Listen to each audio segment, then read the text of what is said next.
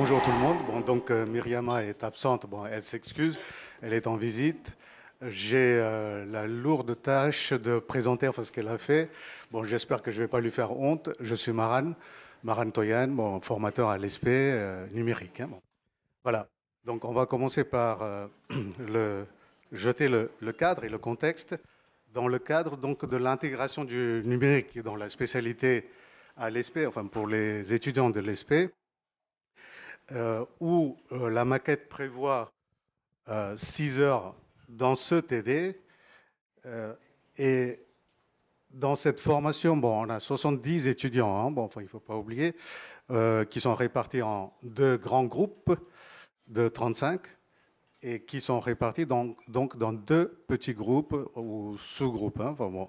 Donc on a déjà le contexte. Hier, on a vu que les espaces innovants pouvaient transformer les apprentissages, mais là, c'est des contraintes qui vont nous imposer les outils. Hein. Bon, donc là, vous avez le cadre, le contexte hein, dans lequel elle a travaillé.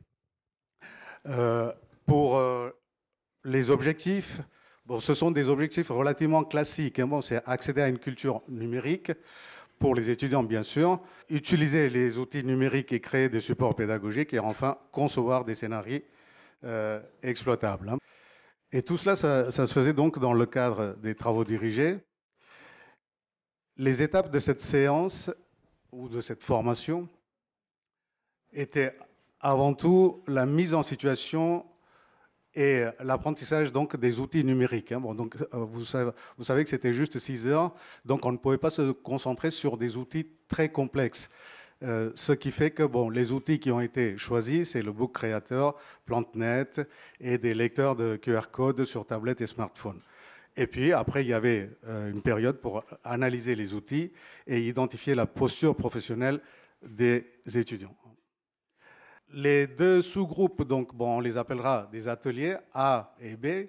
L'atelier A était en autonomie totale, bon, avec une tablette numérique bon, par petit groupe, un livre numérique, l'appareil photo, lecteur QR code, où il y avait des consignes. Hein, bon.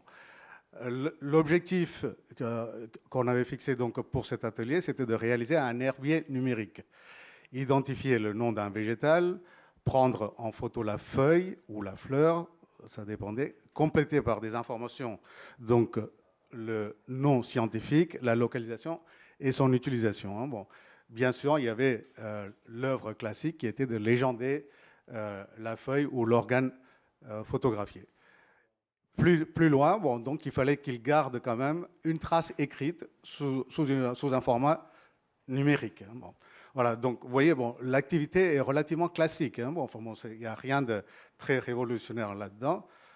Alors que l'atelier B, qui était resté donc dans la salle, avait un ordinateur fixe et qui avait donc comme objectif de faire un diaporama, des fois à partir des informations qui venaient de l'extérieur. Ce qu'il faut dire, c'est que l'atelier A, donc le groupe A, était parti dans le jardin de l'ESP pour aller voir effectivement des plantes. Hein. Bon, donc les plantes n'étaient pas dans la salle, c'était donc bien à l'extérieur. Et donc leur objectif, c'était de réaliser un support interactif.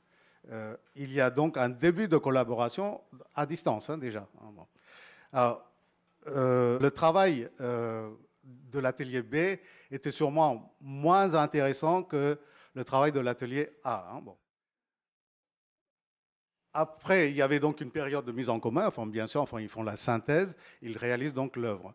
Alors, en ce qui concerne donc leur formation professionnelle, bien sûr, enfin bon, il y avait un moment pour réfléchir sur la méthode et le dispositif pédagogique qui a été mis en place, et aussi voir leur posture professionnelle. Hein. Bon, voilà donc pour le contenu, si vous voulez, enfin, du dispositif. Et il y a un film qui a été réalisé, et je vous laisse regarder d'abord le film.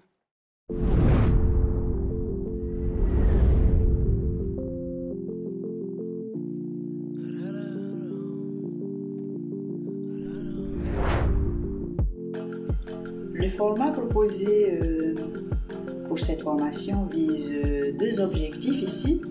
Celui de réfléchir à la place des outils TIS dans les enseignements prévus au programme de l'école primaire Et au niveau méthodologique, c'est de développer un modèle éducatif plus participatif, plus innovant.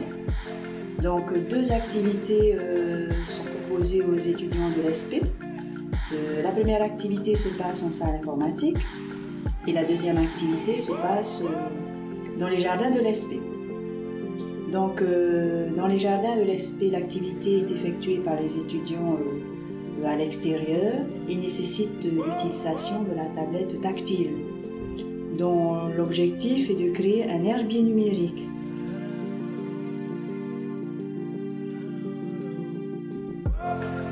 Donc, les étudiants ont accès aux différentes informations dont ils ont besoin à partir de QR codes qui sont mis à disposition. Donc, qui les renvoient vers les consignes texte et des sites vidéo qu'ils utilisent.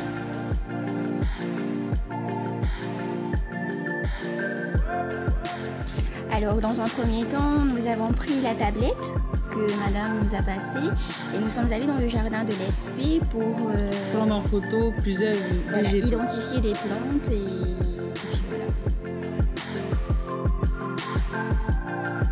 Et donc on a parcouru donc, le jardin avec tout le monde, avec la tablette tactile et tout. Et on a utilisé donc une application qui s'appelle PlanteNet. Et grâce au fait à cette application, nous avons pu identifier l'espèce de la plante et celle-ci. Nous avons identifié ces plantes et juste en prenant la photo avec l'application PlanteNet, ça nous donnait le nom de la plante. c'est ça. Donc la deuxième activité se passe en salle informatique. Elle permet donc de découvrir les différentes utilisations du diaporama interactif. Ce travail met en évidence la plus-value au niveau de ce support. Il s'agit de voir comment s'intègrent les différents médias dans le support, le son, la vidéo, les textes, les images, et notamment aussi la présence des fonctionnalités spécifiques au diaporama interactif pour arriver à construire un support plus ergonomique, plus intuitif pour répondre aux besoins des élèves.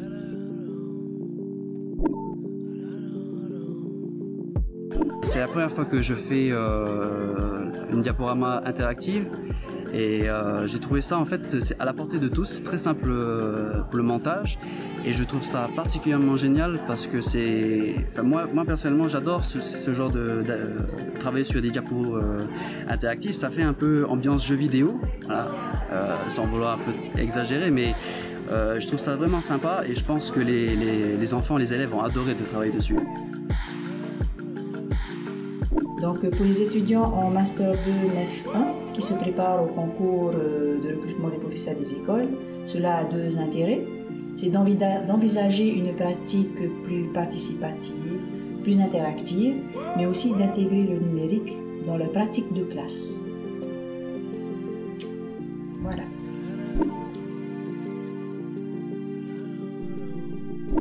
Et plus généralement, l'utilisation des TIS, c'est vraiment...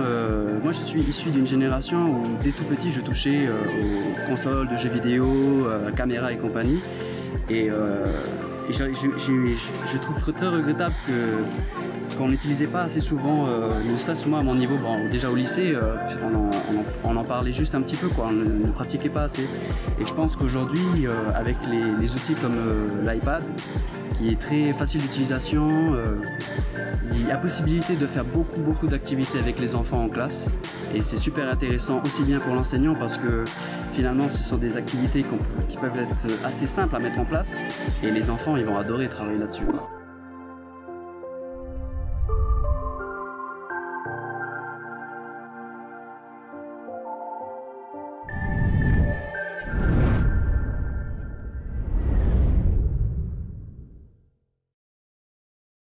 Il y a un problème de transmission. Ce n'est pas le film, hein. Bon, c'est pour dédouaner ceux qui ont fait le film.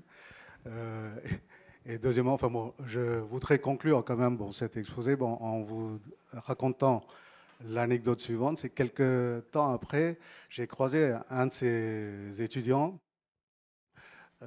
puisque souvent on parle de plus-value, un de ces étudiants dehors en train de photographier une fleur. Bon, moi, flatté dans mon ego de prof de SVT, bon, bien sûr, bon, j'étais content de voir quelqu'un qui prend une photo de fleurs. Je m'arrête par politesse, bon, pour l'encourager, puis je lui dis, c'est très bien, bon, tu continues ton herbier. Non, non, non, j'ai juste envie de savoir ce que c'est. Et là, ça me fait penser à ce que vous avez dit hier.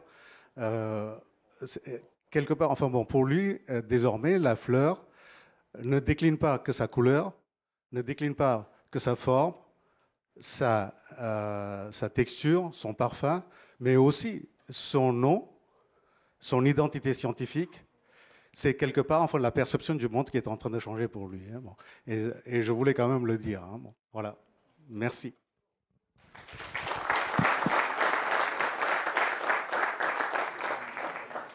Si vous avez des questions, il vaut mieux les poser à Myriama, mais je vais tenter quand même de répondre.